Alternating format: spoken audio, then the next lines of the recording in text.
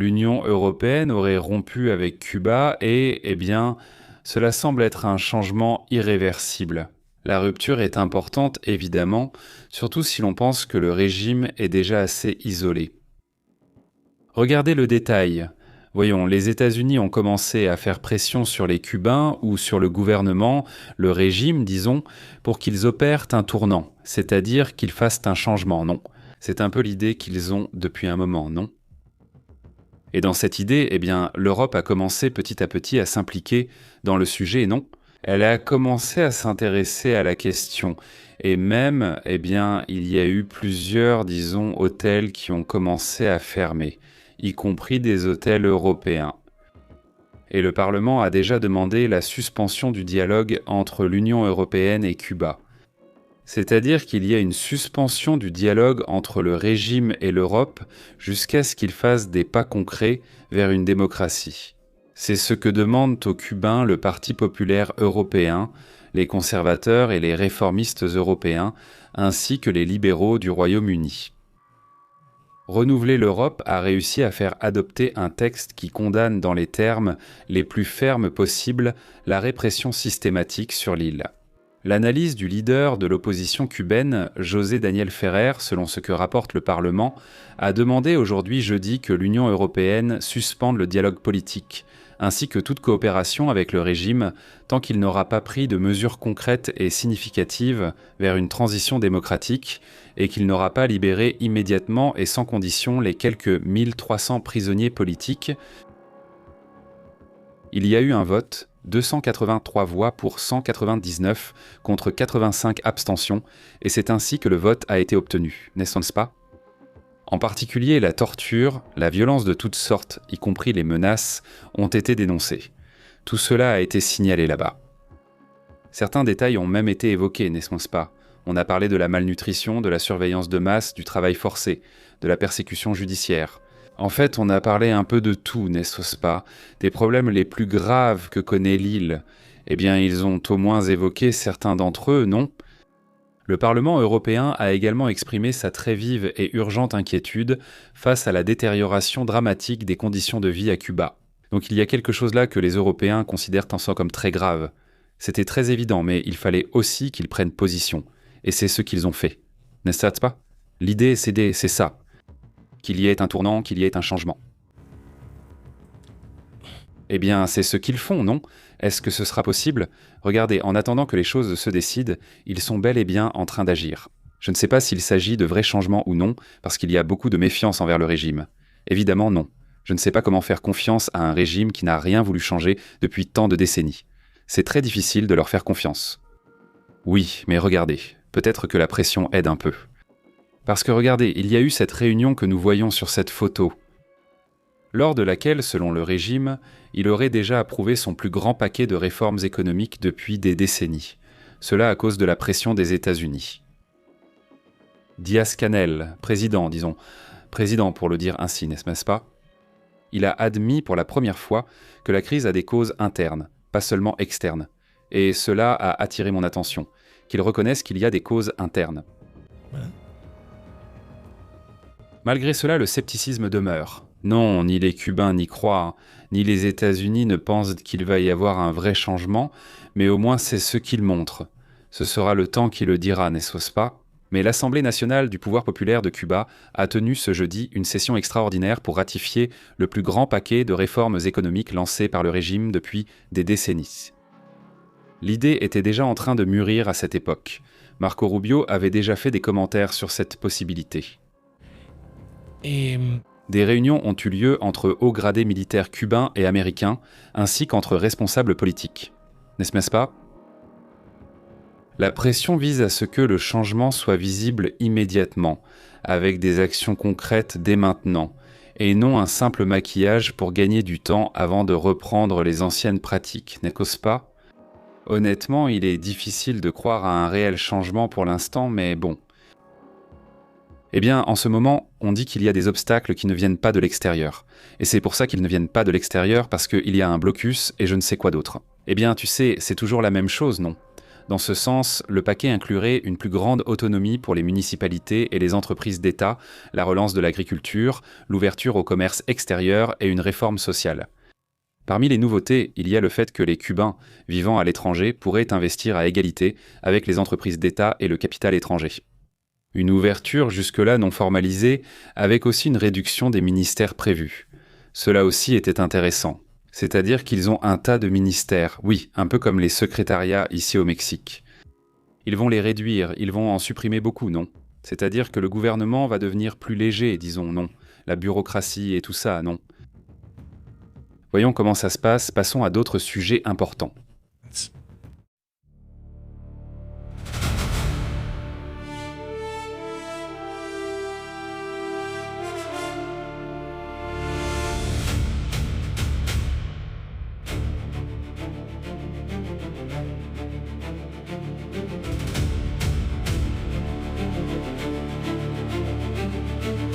L'Ukraine fait des mouvements en ce moment dans la partie nord, elle fait des mouvements dans ce pays au nord.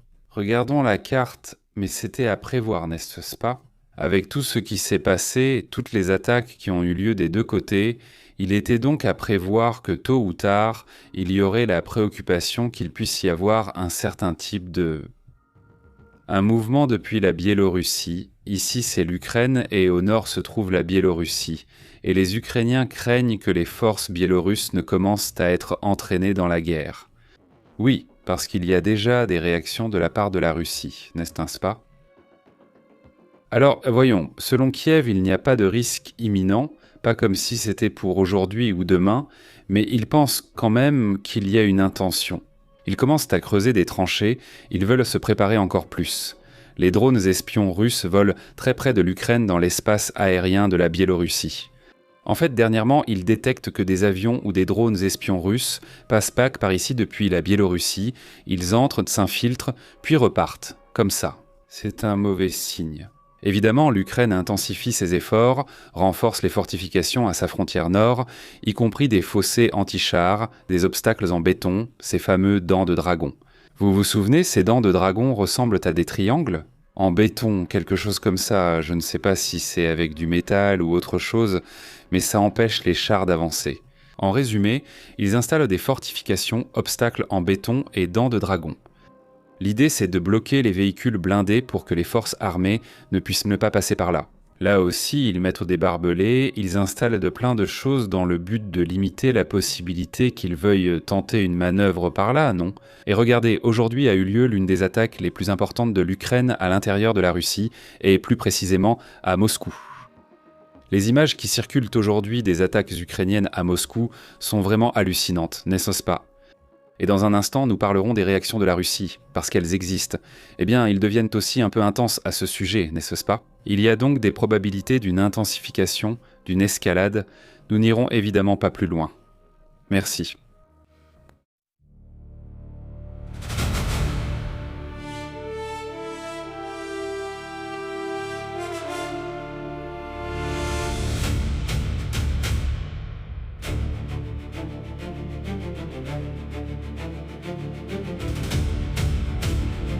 Eh bien, il y a un glissement, un là-bas, cela en Inde, n'est-ce pas? Après toutes les pluies qu'ils ont eues, on observe un glissement de terrain assez puissant qui, eh bien, risquait de tomber sur les voitures. Donc, la zone avait été bloquée avant cela pour éviter un accident, n'est-ce pas? C'est vraiment très proche là. Mais bon, c'est l'un des plus grands glissements de terrain qu'il y a eu ces derniers jours. Cela après tant de pluie qu'il y a eu, eh bien c'est logique que ça allait arriver tôt ou tard, donc voilà, c'est fait. Et en haut de cette colline, il y a des maisons.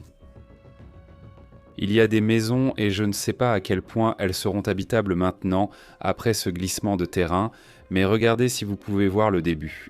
Voilà, regarde, il y a un bâtiment, tu vois, et une partie de la montagne s'effondre, non? Eh bien voilà, c'est là.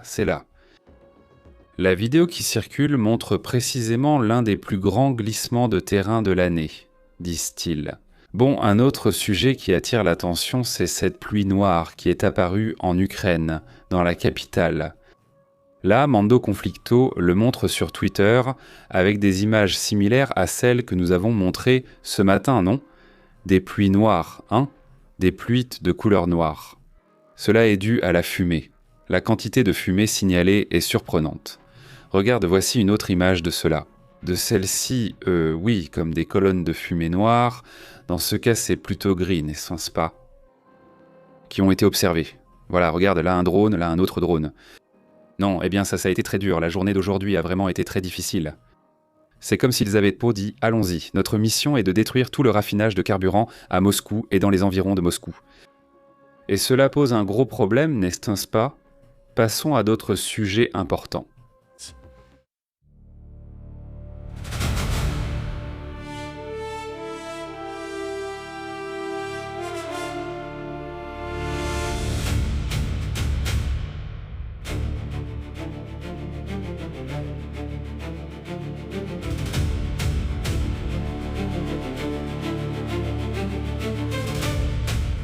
Très bien, passons à d'autres sujets importants.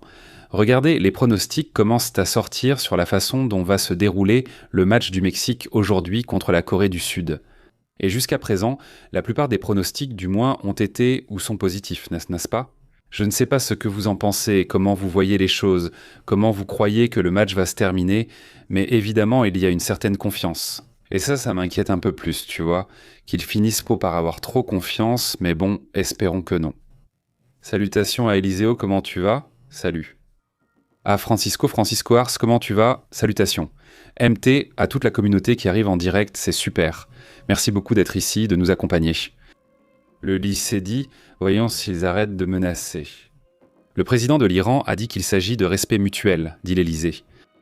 Dit MT, espérons qu'il y ait un changement radical à Cuba. Il faut que tout le monde se tourne vers l'aide au lieu de se disputer, dit MT. Salutations. MT, comment vas-tu? Très bien. Oui, Roble n'est pas là, n'est-ce pas? Mais ce serait génial de connaître l'avis de Roble et de la communauté qui nous regarde depuis là-bas, depuis Cuba, pour rester attentifs et savoir ce qu'ils en pensent, n'est-ce pas? Pensez-vous qu'il va vraiment y avoir un changement, un tournant dans ce sens?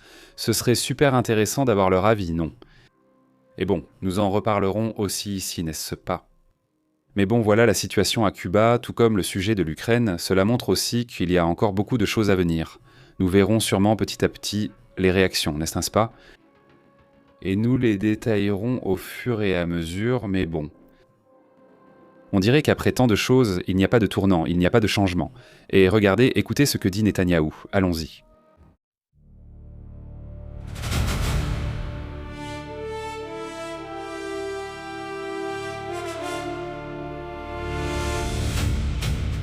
Eh bien, concernant les informations du Moyen-Orient, les choses deviennent intenses. Regardez, Benjamin Netanyahou, le Premier ministre d'Israël, a fait une série de déclarations dans lesquelles il affirme que lui, n'est-ce pas, celui-ci va rester en permanence à l'intérieur du Liban. Eh bien, ces troupes, les FDI, il affirme qu'elles feront tout ce qui est tant nécessaire, mais qu'elles ne vont pas partir. C'est essentiellement l'idée. Le Premier ministre affirme que les soldats resteront dans une zone définie comme zone de sécurité aussi longtemps que nécessaire, malgré la trêve. Ils sont là, ils vont peut-être opérer de façon moins intense, mais ils assurent que les troupes israéliennes vont rester dans la zone sud, à l'intérieur du Liban, aussi longtemps que nécessaire, jusqu'à ce qu'ils estiment que le Hezbollah est désarmé. Le chef d'État a critiqué les méthodes d'Israël et affirmé qu'il n'est pas nécessaire de détruire un immeuble d'appartements. Voici ses propos. Trump, chaque fois qu'on cherche quelqu'un dans les appartements, il y a beaucoup de monde et ils ne sont pas tous du Hezbollah, comme pour dire faites attention et ne bombardez pas juste pour bombarder, c'est essentiellement ce que Trump dit à Israël en ce moment. Cela fait aussi partie de ce que l'on voit actuellement. Et regardez, je le répète aussi, 2 heures avant qu'il ne signe, il y a eu une attaque à Beyrouth. Cela a beaucoup dérangé Trump, il l'a pris personnellement. Alors il dit « ça ne m'a pas du tout plu » et je l'ai fait savoir clairement. Trump dit, c'est-à-dire qu'il n'a pas du tout aimé qu'à la dernière minute de l'accord, il y ait une attaque là-bas. Ceci est évidemment aussi, je pense que cela fait aussi partie des conséquences qui ont accéléré le processus de signature pour mercredi. N'est-ce pas? Ils auraient pu attendre vendredi, il ne manquait de rien, mais ils ont accéléré hier et signé tout de suite. Non, mais c'est quand même intéressant, non? Passons à d'autres points importants.